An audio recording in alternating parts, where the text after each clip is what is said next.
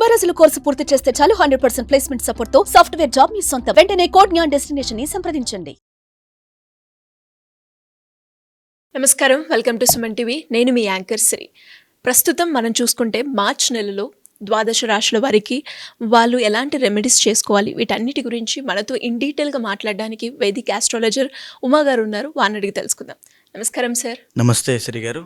March నెలలో గ్రహ సంచారం ఎలా ఉంది ద్వాదశ రాశుల వారికి, అండ్ మరీ ముఖ్యంగా మనం మాట్లాడుకుంటే మేష రాశి వారికి ఉద్యోగపరంగా, వ్యాపారపరంగా, విదేశీ పరంగా వారు ఎలాంటి పరిహారాలు చేసుకోవాల్సిన అవసరం ఉందంటారు గురుగారు? అందరికీ నమస్కారం అండి. ఈ మార్చి నెల అంటే ఈ మాసంలో చాలా మార్పులు జరగబోతున్నాయి. ఎందుకు అంటే ఈ నెల ఆఖరిలో, ఈ మాసం చివరిలో శని యొక్క ట్రాన్సిట్ జరగడం వల్ల కొంతమందికి ఏలినాటి శని లేదా శని దోషములు పోతున్నాయి, కొంతమందికి శని దోషాలు పట్టబోతున్నాయి ఈ మాసం చివరిలో. అదేవిధంగా ఇదే మాసం చివరిలో 28, 29, 30వ తారీఖుల్లో షష్టగ్రహ కూటమైనటువంటిది ఏర్పడబోతోంది. దానివల్ల ద్వాదశ రాశులకి 12 రాశుల మీద కూడా ఈ యొక్క ప్రభావం అనేది తీవ్రంగా పడబోతోంది. ఐదర్ పాజిటివ్ అయినా నెగిటివ్ అయినా ఖచ్చితంగా పడుతుంది. దాని గురించి డిస్కస్ చేసుకోవాలి అండ్ దాని గురించి తగిన జాగ్రత్తలు కూడా చెప్పాలి. అదేవిధంగా ఈ మాసంలో రవి యొక్క ట్రాన్సిట్ కూడా మార్చి 15వ తారీఖు తర్వాత జరగబోతోంది. మార్చి 15వ తారీఖు వరకు కుంభంలో సంచరిస్తున్నటువంటి రవిగ్రహ సంచారము 15 తర్వాత మీనంలోకి ఎంటర్ అవ్వబోతున్నారు. కాబట్టి దానివల్ల కూడా కొంత మార్పులు అనేవి ఉద్యోగరీత్యా, పదవి యోగాల రీత్యా ప్రతి రాశికి కొన్ని మార్పులు జరగబోతున్నాయి. అయితే ఈ మాసము గ్రహ సంచారము చూస్తే వృషభంలో గురుగ్రహ బృహస్పతి సంచారము, మిథునంలో కుజగ్రహ సంచారము, కన్యలో కేతుగ్రహ సంచారము, కుంభంలో రవి శనుల యొక్క కంజంక్షను. రవి మార్చి 15 వరకు మాత్రమే కంజంక్షన్లో ఉంటారు, ఆ తర్వాత మీనంలోకి వెళ్ళిపోతారు. మీనంలో చంద్ర, శుక్ర, రాహు, బుధుల యొక్క సంచారం నడుస్తోంది.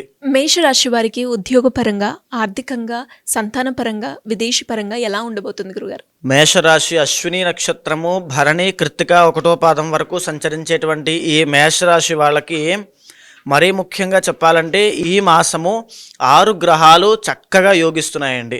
అంటే 2వ స్థానంలో గురుడు యోగదాయకంగా అద్భుతంగా ఉన్నాడు, 3వ స్థానంలో కుజుడు, 6వ స్థానంలో కేతువు, ఏకాదశంలో రవి.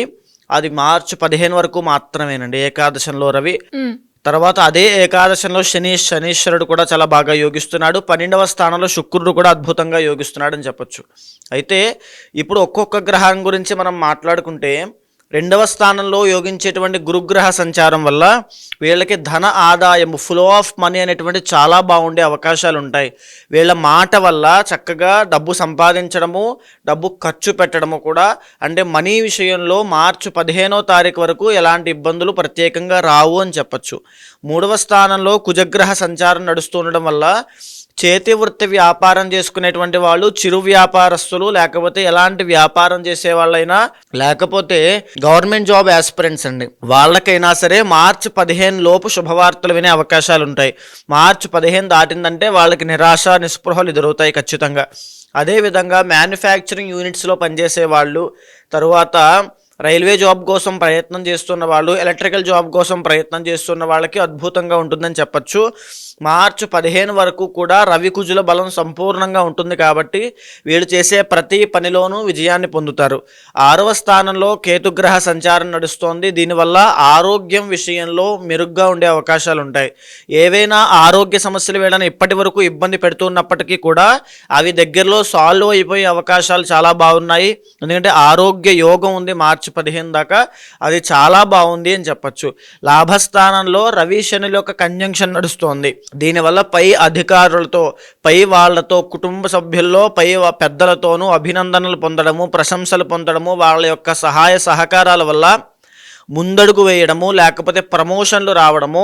రవిగ్రహ సంచారం లాభంలో నడుస్తుండడం వల్ల డబ్బు అనేటువంటిది పెద్దవాళ్ళ సహాయ సహకారాల వల్ల చూడడము, బంధుమిత్రులతో కలిసి సరదాగా గడిపేటువంటి మధుర క్షణాలు కనబడడం లాంటివి ఎన్నో జరుగుతాయి. అయితే మార్చి 15వ తారీఖు తర్వాత రవి ఎప్పుడైతే 12వ స్థానంలోకి మీనంలోకి వస్తున్నాడో దాని మూలాన వీళ్ళకి ఆరోగ్య సమస్యలు అనేవి ఎదురవుతాయి. ఆరోగ్యపరంగా చాలా జాగ్రత్తగా ఉండాలి. మార్చి 15వ తారీఖు తర్వాత ఆరోగ్యం కోసం హాస్పిటల్స్కి విపరీతంగా డబ్బులు ఖర్చు అయ్యే అవకాశం ఎక్కువగా ఉంటుంది. తండ్రితో ఈ మేషరాశి వాళ్ళు తండ్రితో తగాదాలకు దిగడము, కలహాలు అవ్వడము, తండ్రితో వ్యతిరేకత రావడం లాంటివి మార్చి 15వ తారీఖు తర్వాత నుంచి గోచరిస్తున్నాయి. కాబట్టి అలాంటి విషయాలకి అలాంటి వాటిలో చాలా జాగ్రత్త వహించండి. ప్రభుత్వ ఉద్యోగంలో ఉన్న వాళ్ళైనా, రాజకీయంలో ఉన్న వాళ్ళైనా, పాలిటిక్స్లో ఉన్న వాళ్ళైనా సరే మార్చి 15వ తారీఖు తర్వాత నుంచి వీళ్ళకి కాస్త ఇబ్బందికరంగా ఉండేటువంటి సమయం. కాబట్టి ఆ సమయంలో అగ్రెసివ్గా వెళ్ళొద్దు. పాలిటిక్స్లో మాట విషయంలో చాలా జాగ్రత్త వహించండి, లేకపోతే ఎన్నో ఇబ్బందులు పాలవుతారు. 12వ స్థానంలో శుక్రగ్రహ సంచారం నడుస్తోంది. దీనివల్ల నూతన వస్త్ర, వాహన, సువర్ణ యోగాలు కనబడుతున్నాయి. అంటే కొత్త బంగారం కొనడం కానీ, వస్త్రయోగం పట్టడం కానీ, అంటే కొత్త బట్టలు కొనుక్కోవడం కానీ, కొత్త వాహనం మీద తిరగడం కానీ, కొత్త జీవితాన్ని అనుభవించినట్టుగా ఒక మధుర క్షణాలు, బయటకు విహారయాత్రలకు వెళ్ళడము, సరదాగా గడపడము, సరదాగా అంటే ఈ జాలీ లైఫ్, జాయ్ఫుల్ లైఫ్ అనేది అంతా కూడా ఈ మాసం అంతా చూసే అవకాశాలు చాలా బ్రహ్మాండంగా కనబడుతున్నాయి. ఓవర్ ద 12 హౌసెస్ అంటే 12 రాశులు మొత్తానికి చూస్తే మేషరాశి వాళ్ళకి అద్భుతంగా యోగిస్తోంది ఈ మాసం అంతా కూడా. మార్చి 15 తర్వాత మాత్రం ఆరోగ్యం విషయంలో జాగ్రత్తగా ఉండాలి. ఈ మాసం చివరిలో పట్టబోయే షష్టగ్రహ కూటమి వీళ్ళకి 12వ స్థానంలో పట్టబోతోంది. మీరు బాగా గమనిస్తే మార్చి 15 నుంచి ఆరోగ్య సమస్యలను నేను ఆల్రెడీ చెప్పాను. ఈ మాసం చివరిలో షష్టగ్రహ కూటమి 12వ స్థానంలో పడుతోంది. ఎవరికైనా ఆరోగ్య సమస్యలు ఉన్నట్లయితే వాళ్ళు ఆరోగ్యం పట్ల చాలా ప్రత్యేకమైన శ్రద్ధ తీసుకోండి. లేకపోతే అవి దీర్ఘకాలిక ఆరోగ్య సమస్యలుగా ఇబ్బంది పడి సర్జరీలకి, ఇంజురీస్కి, లేకపోతే చికిత్సలు చేసుకోవడము, లేకపోతే హాస్పిటల్లో అస్తమాను తిరగడము, మెడికేషన్ వాడుతుండడం లాంటివి జరిగే అవకాశాలు ఉంటాయి. ఇవే కాకుండా విదేశీ యోగము అంటే విదేశాలు ప్రయాణం ఉన్న వాళ్ళు ప్రతి ఒక్కరూ మానుకోవడం చాలా అవసరము. ఇప్పుడు కనుక దూర ప్రయాణాలు చేసినా, విదేశీ ప్రయాణాలు చేసినా ఇబ్బందికరంగా ఉంటుంది. మేషరాశి వాళ్ళు విదేశాల్లో ఉన్న వాళ్ళకి కూడా ఈ మాసం చివరి దగ్గర నుంచి వీళ్ళకి కాస్త ఇబ్బందికరంగా పరిస్థితులు ఎదురయ్యే అవకాశాలు ఉంటాయి. అక్కడ విదేశాల్లో ఉంటూ ఉద్యోగం లేక, వ్యాపారం సరిగ్గా లేక, డబ్బు రాబడి లేక చాలా ఇబ్బంది పడే అవకాశాలు కనబడుతున్నాయి. మేషరాశి వాళ్ళు మీ యొక్క ఇంటర్నల్ జాతకం కూడా చూసుకోండి. ఇంటర్నల్ జాతకంలో D1 చార్ట్లో సంబంధించి దశ అంతర్దశలు చూసుకుని వారు ఏ ఫలితాలు ఇస్తున్నారో చూసుకుని వాళ్ళకి తగినట్టుగా శాంతి పరిహారములు ఆచరిస్తే 6 గ్రహాలు యోగిస్తున్నాయి. కాబట్టి చాలా తొందరగా, ఈజీగా వీటన్నిటి నుంచి ఓవర్కమ్ అవుతారు. చాలా బాగుంటుంది. మరి వీరు ఎవరైనా కూడా పరిహారాలు చేసుకోవాలి అంటే ఏం చేసుకోవచ్చు అంటారు గురుగారు? మేషరాశి వాళ్ళకి షష్టగ్రహ కూటమి 12వ స్థానంలో పడుతోంది. ఆరోగ్యపరమైన ఇబ్బందులకు వస్తున్నాయి. కాబట్టి ఆదిత్య హృదయము, ప్రతిరోజు సూర్యోదయం వేళ సూర్యుడికి అభిముఖంగా కూర్చుని ఆదిత్య హృదయాన్ని 3 సార్లు పారాయణం చేస్తే అఖండమైన తేజస్సు, ఆరోగ్యము, ఐశ్వర్యము కలుగుతాయి. జాతకరీత్యా ఎవరికైనా ఎలాంటి సమస్యలు ఎదుర్కొన్నప్పటికీ దానికి తగ్గట్టుగా పరిష్కారాలు చేసుకోవాలి అంటే ఏ విధంగా మిమ్మల్ని అప్రోచ్ అయ్యే ఛాన్స్ ఉందంటారు గురుగారు? తప్పకుండా అమ్మా. ఏదైతే మనం మాస ఫలితములు, వార ఫలితములు, తర్వాత సంవత్సర ఫలితములను మాట్లాడుకుంటున్నామో అది గోచార ఫలితంగా మన మీద 30 నుంచి 45% మాత్రమే ప్రభావితం చూపిస్తుంది. మిగతా % అంతా కూడా ఇంటర్నల్ జాతకం మీద ఆధారపడి ఉంటుంది. కాబట్టి కంగారు పడాల్సిన పని లేదు. కొన్ని రాశుల వారికి యోగాలు బాగాలేని డిసప్పాయింట్ అవ్వాల్సిన పని లేదు. కొన్ని రాశుల వాళ్ళకి రాజయోగం ఉంది కదా అని చెప్పి ఏ పని చేయకుండా ఖాళీగా కూర్చోవాల్సిన అవసరమూ లేదు. ఇంటర్నల్ జాతకం మీద వాళ్ళ యొక్క నిత్య యోగాలు, ఆ యొక్క దోషాల మీద కూడా ఆధారపడి ఉంటుంది.